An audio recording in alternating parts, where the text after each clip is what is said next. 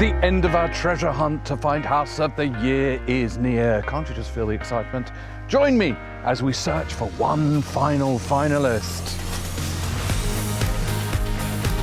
It could be a notable new build, classically styled cottage, or a terrific terrace. Crucially, it's down to how much heart and how much soul our homeowners have put into transforming where they live into their dream home. And the judging, well, that's going to be done by our three juicy, judgelicious judges. Architect Jane Lama's practice designed the home recently deemed the best in Ireland at the industry's top awards. She's lectured in architecture for more than a decade. As an architect, I'm really looking at the bones of a house, the organisation, the layout. James Fairley started his career as an architect before turning to interiors. His award-winning practice specialises in creating luxurious spaces for clients. Style is very subjective. Everybody has their own ideas of what they like and dislike. I think true style comes from inside. And Patricia McGuinness co-owns an exclusive interiors boutique. She has played a part in creating the look of some of the coolest homes and the most fashionable hotspots. I'm hoping to find a home where they're doing something that's for them. They just want to create something really special. 15 fantastic homes, 5 fabulous finalists. But which one gets to go home with the trophy on which has been carved House of the Year?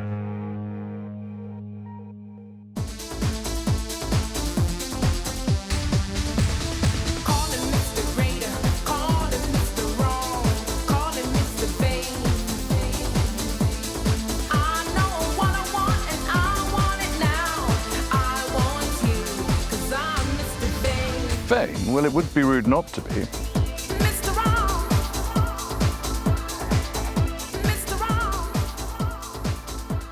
Jane, this is stunning, but I would imagine there's a lot of sensitivity when you're building in an area like this. I think they've taken the first challenge of making a house feel like it is nestled into its environment. It has taken the forms that you might expect from a little cluster of farm-type buildings. James, how much fun is a ramp? Why have stairs when you can have a ramp? Exactly, it's all about the ramp here. It's vitally important in terms of sustainability and future-proofing the house as well, Lawrence. What do you mean when they get as old as I am? And they need Not that old, Lawrence. Patricia, decorating rooms where the view is the star, how do you go about it? Yeah, I think when there is a stunning view such as this, that really needs to be the star of the show. So I'd hope that the furniture would be quite understated and quite harmonious with the view. Well, I'm going to leave you lot. Why don't you go and, I don't know, maybe skim some pebbles? I'm going to go and meet the homeowners.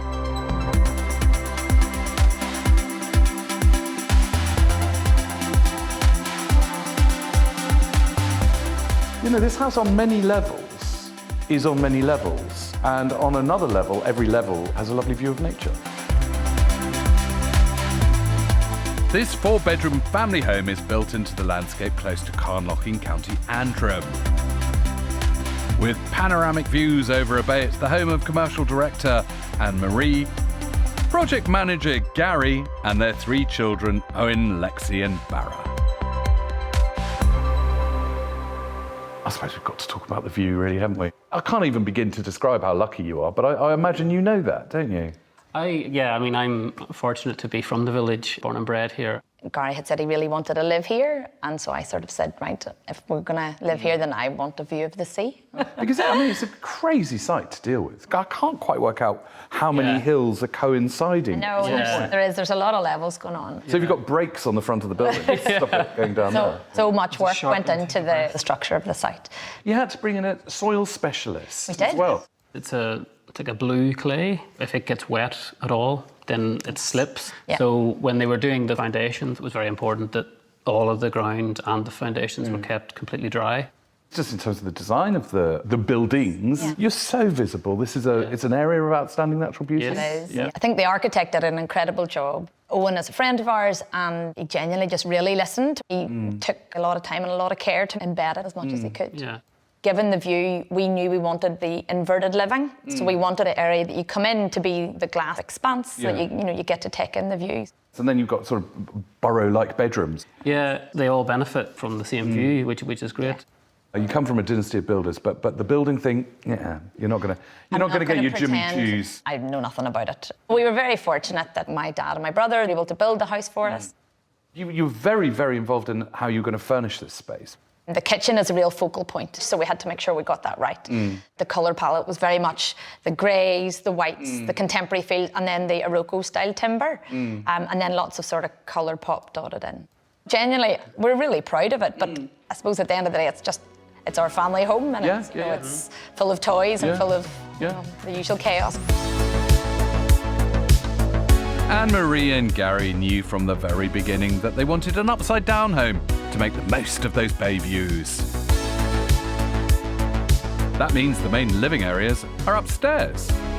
The kitchen runs along most of the length of the front of the house. And adjoining it are the dining area and a lounge with a balcony. Meanwhile, there's a sliding door which separates the space from an additional lounge. Also, a ground floor level is Owen's bedroom, and a WC and a shower room. One of two of the home's staircases leads down to what was originally going to be a double garage, but is now a playroom. And the other takes you to the main bedroom with its ensuite bathroom and dressing room. Then there's Lexi and Barra's bedrooms, a utility room, and the family bathroom. A double-height garage features a space for Gary to work from home.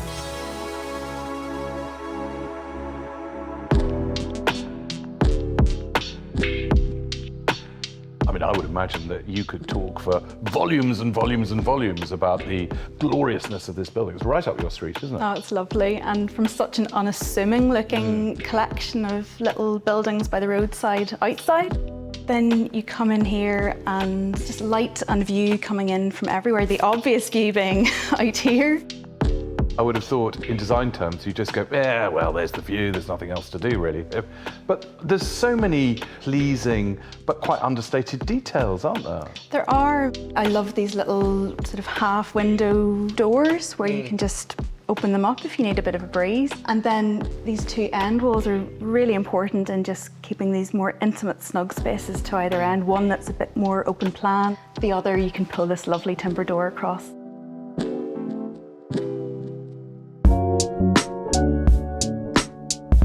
I mean, it's a stunning piece of architecture, isn't it? And very clever the way it fits in with the landscape, very unassuming in terms of its architectural legacy and stuff like that. Yeah, I think for me personally, the interiors just feel a little bit reserved. I think with a piece of architecture like this, you need to have the courage of your convictions with the interiors. It's interesting, and I think they're at that point now because the children are a little bit older, the whole thing's bedded in. Actually, this can feel completely different with more colour.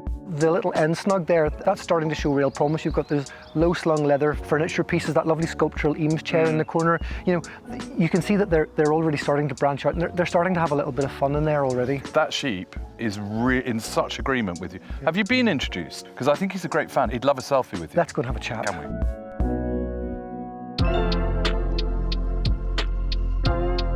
There are moments of sort of architectural grandeur, almost theatricality, glamour. Staircase. It's wow. The staircase is a bit special. It's beautiful having a wooden staircase in the centre of the house. And what's lovely about the layout of this house is having all the bedrooms in the lower level and having the living space on top to totally maximise the view. I think that works really well. I also kind of love just the scale of this atrium. Yeah. Being able to have a feature like that. I love it when you suddenly come across something like this whole wall of hung family photographs.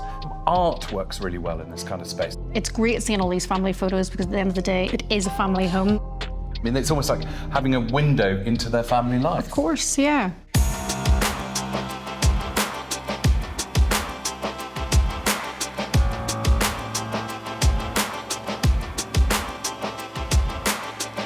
Anne-Marie and Gary and their architect had a lot to overcome in the pursuit of their dream home, not least the wrong kind of soil. Who knew that blue clay was quite slippery, and indeed gravity.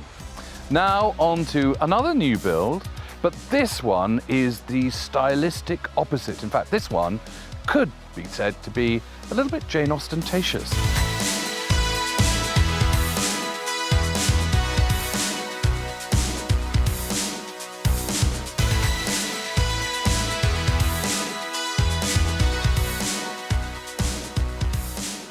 Now team, be warned, like me, this house isn't as old as it looks. James, it's a very elegant exploration of kind of Georgian style. It really is. It's an impressive country pile, and it's got little echoes of that sort of large formal...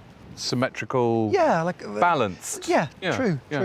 Jane, what I quite like is there's a sort of playfulness with the materials, because we've got the kind of the stucco main house and then this garage block, which is all crunchy. Yeah, and even in the form, there's a very clear hierarchy set up between the main house and these outbuildings. Yeah. And Patricia, I think there's always a bit of a pressure people feel that when they live in a house that's got a very strong character to it, like this, that you've got to decorate in a certain way. I think that if someone has built a house like this and likes this kind of style, then I'd probably expect to see this style largely continued throughout. I'm expecting something quite tasteful. Well, traditional and tasteful. I'm going to leave you lot here to cavort while I go and see whether Mr. Darcy's at home.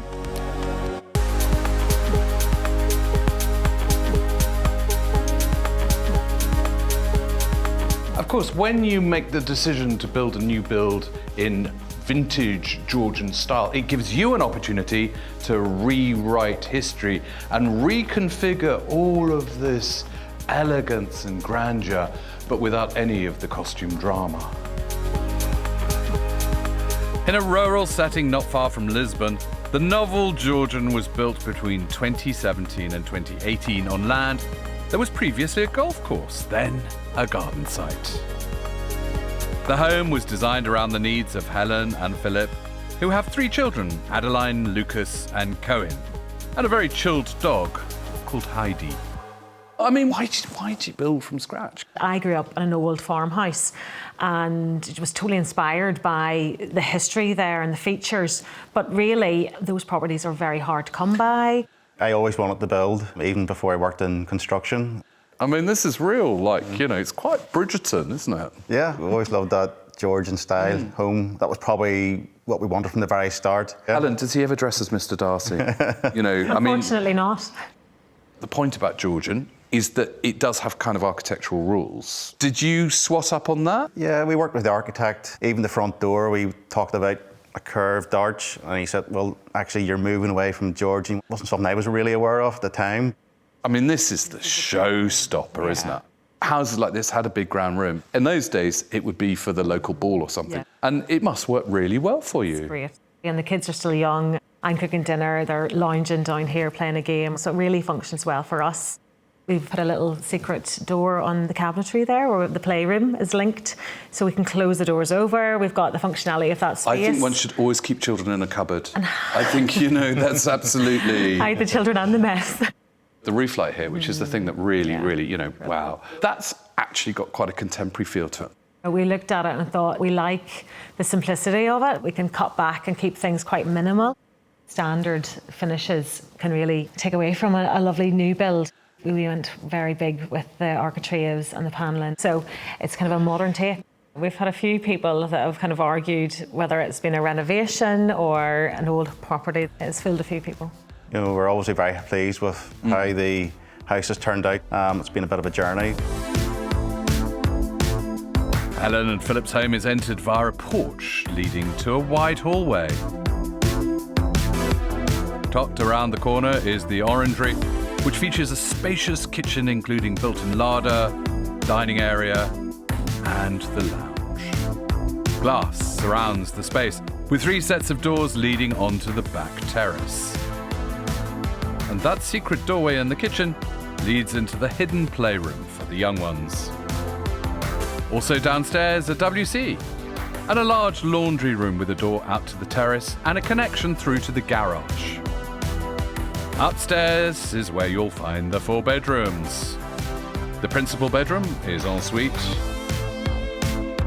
and has a walk-in wardrobe. And then there's the 3 children's bedrooms, 2 of which share a Jack and Jill bathroom.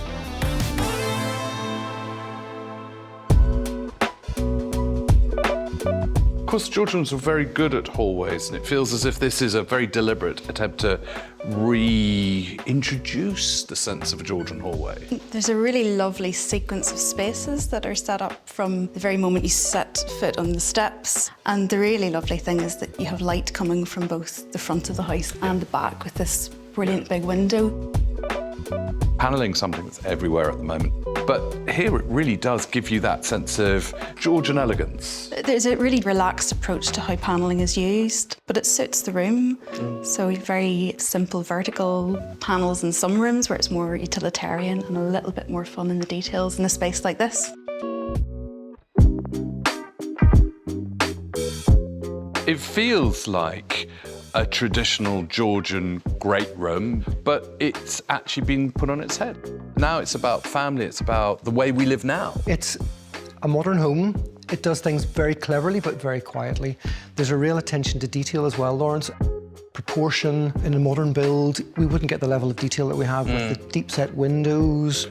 We're used to modern buildings as being like one brick thick. Yeah. You know, this has got grandeur to it, but it's very understated. Yeah, there's a lovely restraint that has been applied and been done with a really modern, fresh approach. The generosity of this orangery glazing above this space is flooded with light. We've got the light coming in from the French doors as well. It's just it's a beautiful space to be in. Gosh, very pretty. But what I don't understand is it feels very Georgian, but then it doesn't. Yeah, it doesn't feel like a museum in No. any way at all. The paint treatment is gorgeous. They've done like colour drenching, but they've left the ceiling. And what they've done with the ceiling is it isn't a really harsh white. It's a lovely soft white, which kind of really works with a lovely pistachio kind of colour. And I just love all the tones they've chosen, the detail with the stripe in the curtains. It's just so pretty. Actually, if this was just a plain colour, Yeah. it would feel... It might look a bit boring. It would, yeah. but the panelling is there to cast shadow, to catch light, and you create this lovely rhythm. You know, you're sort of very There's peaceful. something very stately. peaceful and mellow about it. Yeah, definitely. It feels lovely.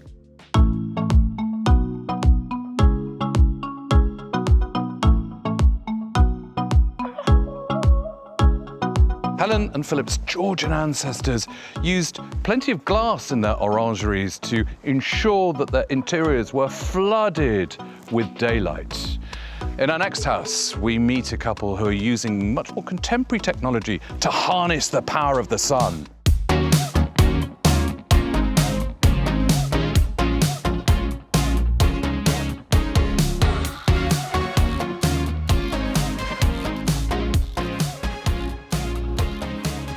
Well, there's a sort of a Palm Springs mid-century-esque elegance to this. Tell you what, James, first thing I notice, car charging point. Very sustainable. I'm thinking that this is maybe a home that's received a bit of a glow up. Interesting to see what they have done in terms of sustainability and environmental issues inside as well.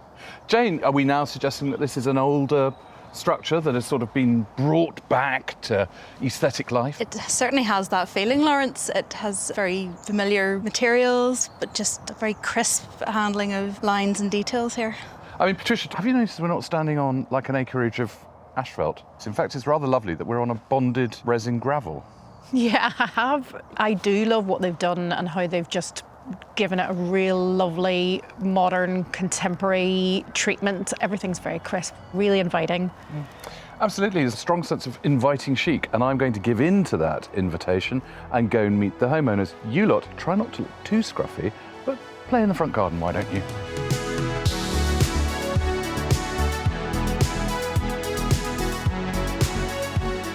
Leaning into James's glow-up theory, isn't it funny how the 20th century bungalow with the right kind of gussying up has become the very height of fashion? Originally built in 1979, this Hillsborough home has been transformed by an extensive extension and refurbishment, which more than doubled its floor space. Ensuring their new home was healthy and sustainable was key for owners Pete and Julie, who live here with their youngsters Sophie and the twins, Amy and Zoe.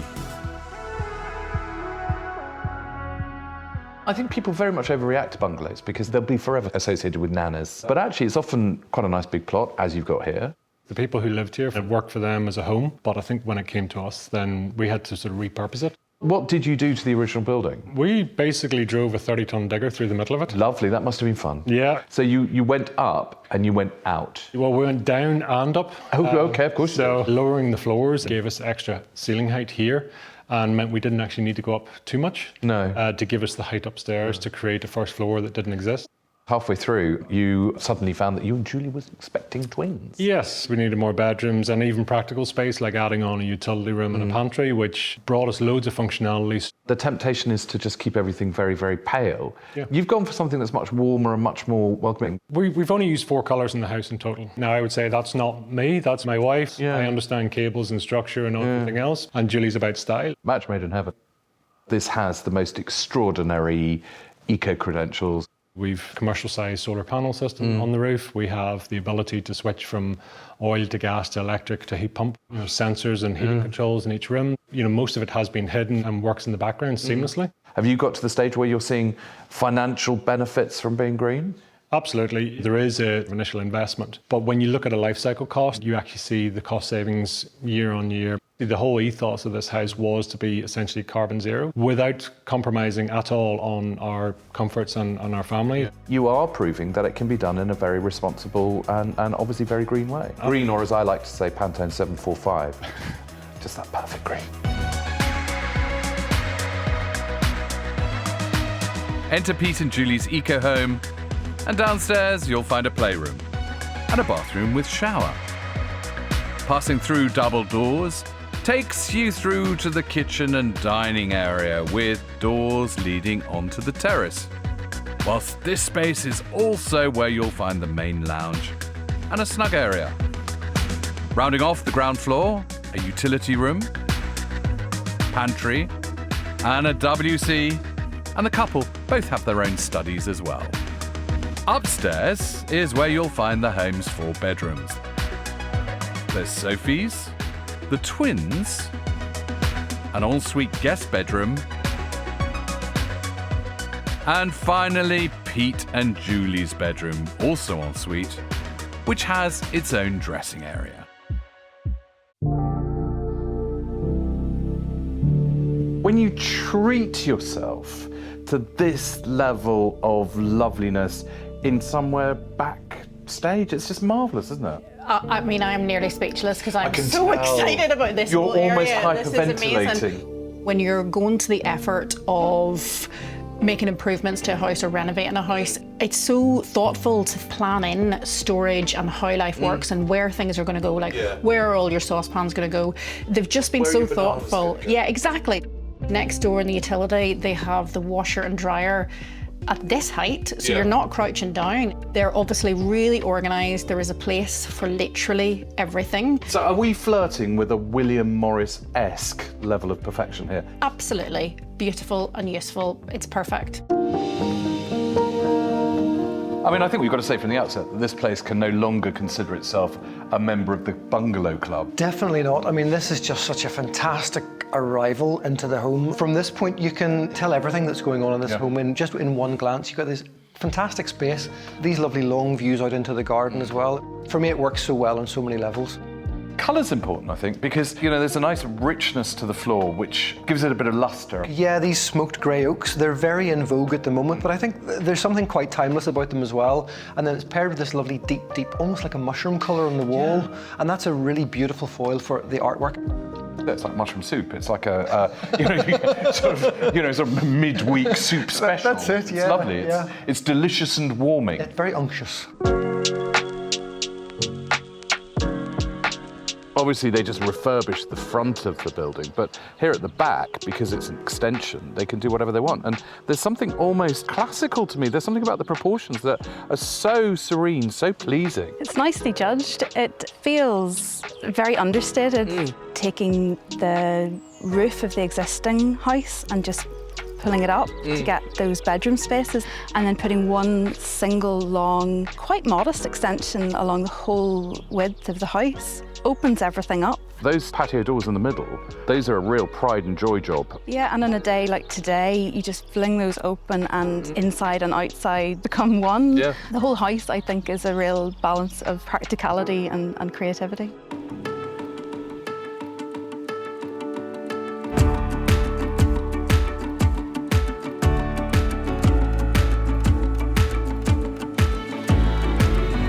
So a super stylish, super sustainable family home, a home built against the odds with most spectacular views, and a new build that very vigorously nods towards the Georgian past.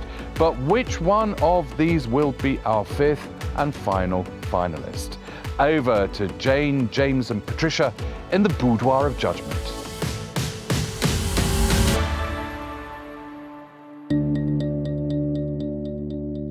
Well, here it is, the quest to find the final finalist. And 3 big hitters. The materials outside are so restrained and typical of that kind of environment. I think there are elements where we can begin to see the homeowners starting to adapt and modify as their family grows older. I think if you're going to build a new house in an old style, you have to commit to it fully, and they have done that wholeheartedly here.